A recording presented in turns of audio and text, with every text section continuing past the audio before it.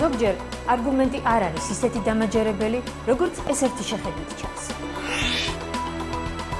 გაიგეთ ნამდვილი არგუმენტების წონა. არგუმენტები თეა სიჭინაოსთან. ყოველ საღამოს მაესტროზე. საღამო მშვიდობისა 6 საათიანი ვიზიტი, აღმოსავლური ტურნეს დასასრულით და პირველი ოფიციალური ვიზიტი შეერთებული შტატების ახალი ადმინისტრაციის რიგით მეორე მაღალჩინოსთვის. ეს პროტოკოლური მონაცემებია. რამდენიმე მკაფიო და გამოხატული გზავნილები, ოკუპაციის, რუსეთის ვალდებულებების, გავლენის სფეროებისა და ნატოში საქართველოს გაწევრიანების შესახებ. ეს არის მთავარი პასაჟები ჰილარი კლინტონის პირველი ვიზიტიდან, მაგრამ სრული სურათისთვის მხოლოდ ამ მომენტებზე ყურადღების შეჩერება სწორი არ იქნება. იყო რამდენიმე დეტალი, რომლის გაანალიზება ღირს, მათ შორის განსხვავებული აზრის მქონე ადამიანებთან. შეიძლება არ შესრულდეს დემოკრატიული დანაპირები, ამის საფრთხე არსებობს, მაგრამ მთავარია ერთობლივი პასუხისგებლობა. ოპოზიციასაც აქვს თავისი წილი პასუხისგებლობა. ეს არის ჰილარი კლინტონის გზავნილებიდან ერთ-ერთი. ეს ეჯგარეშია, მაგრამ ვისთვის, ოპოზიციისთვის თუ ხელისუფლებისთვის. ამერიკის შეერთებული შტატები თქვენს გვერდზეა. ჩვენ საქართველოში დემოკრატიისა და კანონის უზენაესობის მხარდაჭერას გავაგრძელებთ. შედეგები კარგია, თუმცა არის ბევრი პრობლემაც, რომელიც ძირითადად ადამიანური სისუსტეების ბრალია. თქვენ ამის შეცვლასაც უნდა მიაღწიოთ. ეს კი მეორე ციტატა და თვალში საცემი ფრაზა ადამიანური სისუსტეების შესახებ. ვის ადამიანურ სისუსტეებს გულისხმობდა შეერთებული შტატების სახელმწიფო მდივანი თავის გამოსვლაში და ოპოზიციის პასუხისგებლობის წილის არ ქონა, ეს ოპოზიციის ბრალია თუ ხელისუფლების. ამ კითხვებზე პასუხებს დღეს ერთმანეთის პირისპირ გასცემენ რუსუდან კერვალიშვილი და ფიქრია ჩიხრაძე. მე ვარ თეა სიჭინავა და თქვენ უყურებთ თოქ-შოუ არგუმენტებს, სადაც განსხვავებული აზრის მქონე ადამიანები საკუთარ არგუმენტებს იცავენ.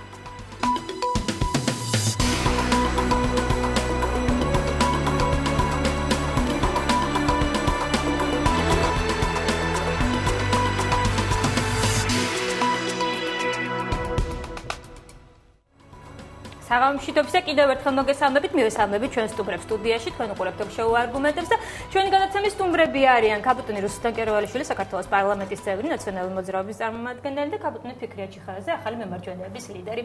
პირველ რიგში უნდა აღინიშნოს, რომ ჰილარი კლინტონმა თავისი ვიზიტი ქალებთან შეხვედრით დაიწყო, მე მგონი სიმბოლურიც არის და აქედან გამომდინარე ჩვენი თოქ-შოუში სწორედ ქალები არიან ის ადამიანები, ვინც უშუალოდ მონაწილეობას იღებდნენ ამ პირველ შეხვედრაზე. მე დავიწყებ ალბათ ესეთი ბანალური კითხვით, შტაბ-ჭდილებებით ამ დღევანდელი დღის და შეხვედრის და მოდით მოვისმინოთ ჯერ კაპიტანი რუსუდანის მოსაზრება, შტაბ-ჭდილება ამ შეხვედრიდან და შემდეგ კაპიტანი ფიქრია თქვენს მოსაზრებასაც მოვისმენთ. ძალიან დიდი მადლობა. მადლობ თქვენ. ჩემთვის ეს იყო შეიძლება ითქვას განუმეორებელი და დაუვიწყარი, რადგანაც პირველ რიგში ამ ადამიანის შესახებ, ამ პიროვნების შესახებ, რომელიც ამ ხელა სახელმწიფოს წარმოადგენს, ყველა ჩვენ გვაქვს ჩვენი ჩამოყალიბებული მოსაზრება და ის როგორც ქალი და როგორც სახელმწიფო მოღვაწე სამაგალითო არის. ის რომ მისი მოსაზრებები დღეს გაზიარება დაიწყო ქალებთან საქართველოს, ეს არის ძალიან დიდი პატივი და განსაკუთრებით მინდა ვთქვა, რომ იქ იყო ლიდერი ქალები, მაგრამ საქართველოში ლიდერი ქალები ძალიან ბევრია კიდევ, რომელიც იმ დარბაზში არ იყვნენ და მე ძალიან მოხარული ვარ, რომ ესოდენ დიდი პატივი ხვდა საქართველოს ქალებს, რადგან მათი აზრის და მათთან ურთიერთობა იყო პრიორიტეტი დღეს. ეს ჩემი აზრით იმ პრიორიტეტებს მოასწავებს, რომელიც ჩვენთვის ძალიან მნიშვნელოვანი. ეს არის უსაფრთხოება, ეს არის მშვიდობა, ეს არის ერთობა და ყველაფერი ის, რაც დაკავშირებულია თვით ამ ადამიანის საოცარ მოღვაწეობასთან.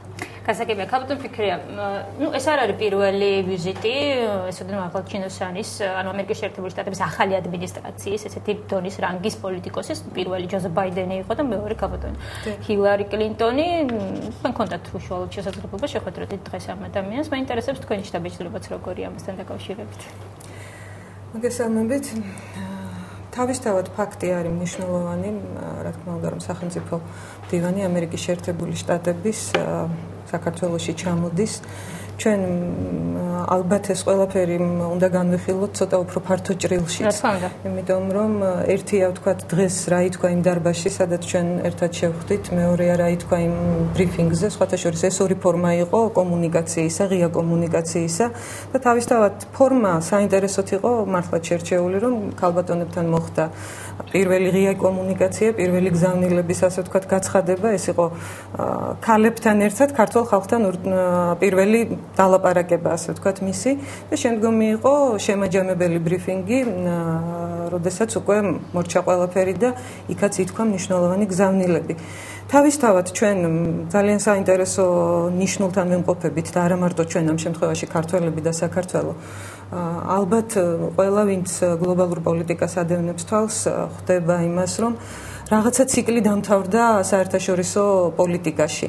მე არ ვიცი, ხა ეს ციკლი შეიძლება ვიღაცისთვის 20 წლიანია, ჩემთვის აი საქართველოს გადასახედიდან ეს არის ალბათ 15 წლიანი ციკლი, როდესაც ჩვენ რაღაცა პოლიტიკური მიმართულებით მივდიოდით, ავად თუ კარგად, ხან შეფერხებებით, ხან პრობლემებით, მაგრამ რაღაცა ნიშნული და მიმართულება ვიცოდით და დღეს პრაქტიკულად გლობალურ პოლიტიკაში ბევრი რამ იცვლება და ბუნებრივია საქართველოსაც ჭირდება ამ ახალ პოლიტიკაში სრულიად ახალი რეალობების გააზრება. მე დღეს ვერ ვიტყოდი, რომ აბსოლუტურად ყველაფერი ნათელი და ცხადი გახდა. გაურკვეველი დარჩა თქვენთვის ბევრი რამ ხალხთან. არა მარტო ჩემთვის. მე ვფიქრობ, რომ ეს ზოგადად ჩამოყალიბების პროცესია, ჩვენ ახალი ურთიერთობების მომსწრენი ვხდებით. ჩვენ მაგალითად განსხვავებულ ვითარებაში ვიყავით, თუნდაც 4-5 წლის წინ. მიუხედავად იმისა, რომ მე არ ვიყავი ვარდების რევოლუციის მხარდამჭერი, პირიქით კატეგორიული და აქტიური მოწინააღმდეგე ვიყავი ამისა. მე მაშინ გრძნობდი იმას, რომ ამერიკის შეერთებულ შტატებს საქართველოსადმი ქონდა გამორჩეული პარტნიორობის განცდა და ვთქვათ, საქართველო მაშინ არ იყო ტურნეს ნაწილი, საქართველო იყო გამოკვეთილი პარტნიორი ჩვენს რეგიონში, ჩვენს არეალში. დღეს ჩვენ ვართ ტურნეს ნაწილი. ბუნებრივია და გრძნობთ ყველანი იმას, რომ რაღაცა ტიპის ახალი პოლიტიკური მონახაზები ყალიბდება და ძალიან კარგია, რომ ამ ახალ მონახაზებში საქართველო არსებობს და ამ შემთხვევაში უკვე საქართველოს შიდა პოლიტიკაზე იქნება ძალიან ბევრი რამე დამოკიდებული გარეთ ფაქტორებთან ერთად.